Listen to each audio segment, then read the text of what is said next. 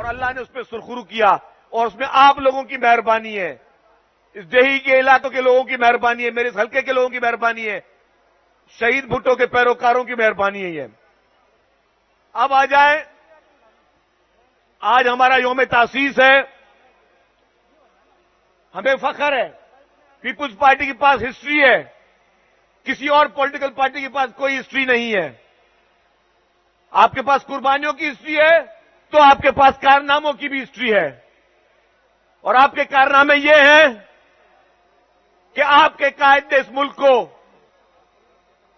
मुस्लिम दुनिया का पहला मुसलमान वो मुल्क बनाया जिसके पास एटमी ताकत मौजूद है। पूरी दुनिया में कोई मुसलमान मुल्क नहीं जिसके पास एटमी ताकत हो, लेकिन हां, पाकिस्तान के पास एटमी ताकत है, और उसका खालिक मेरा कायद शहीद जुल्फकार अली भुट्टो साहब था। हमें फख्र है कि हमारे शहीद कायद जुल्फकार अली भुट्टो साहब ने पाकिस्तान को आइन दिया। हमें फख्र है कि हमारे कायद शहीद जुल्फकार अली भुट्टो साहब ने मेडिकल फैसिलिटीज, हेल्थ फैसिलिटीज, किसानों के लिए, मजदूरों के लिए पॉलिसी दी। हमें फख्र है कि हमारी कायद शहीद बेनजीर भुट्टो साहिबा ने खवातीन के हुकूक के लिए, पाकिस्तानियों के हुकूक के लिए हर वो काम किया जो इससे पहले पाकिस्तान की तारीख में कभी नहीं था। हमें फख्र है कि मिसाइल टेक्नोलॉजी भी शहीद मोहतरमा बेनजीर भुट्टो साहिबा ने दी। हमें फख्र है कि first women bank, women police station, basic health units, basic education, ये सारी शहीद मोहतरमा बेनजीर भुट्टो साहिबा ने दी। हमें फख्र है कि हमारे कायद मोहतरम आसिफ अली जरदारी साहब ने बेनजीर इनकम सपोर्ट प्रोग्राम दिया। जितनी भी मेरी बहनें खवातीन बैठी हैं, अधी तहां के बेनजीर इनकम सपोर्ट या फॉर्म मिले हैं, और आज इन सैलाब में भी बेनजीर इनकम सपोर्ट फॉर्म के तहत लोगों को 25-25 हजार रुपए मिल रहे हैं। ये कॉन्सेप्ट मोहतरम आसिफ अली जरदारी साहब ने दिया। मोहतरम आसिफ अली जरदारी साहब ने आगाज बलूचिस्तान हुकूक दिया। अपने जो इख्तियारात थे सदर के, वो पार्लियामेंट को उन्होंने दिए, पार्लियामेंट को मजबूत किया। हमें फख्र है कि हमारे कायद मोहतरम बिलावल भुट्टो जरदारी साहब जब पाकिस्तान को मुश्किल हालात में इमरान नियाजी उसका टोला छोड़ के गया था, तो फेटअप से पाकिस्तान का नाम निकलवाया।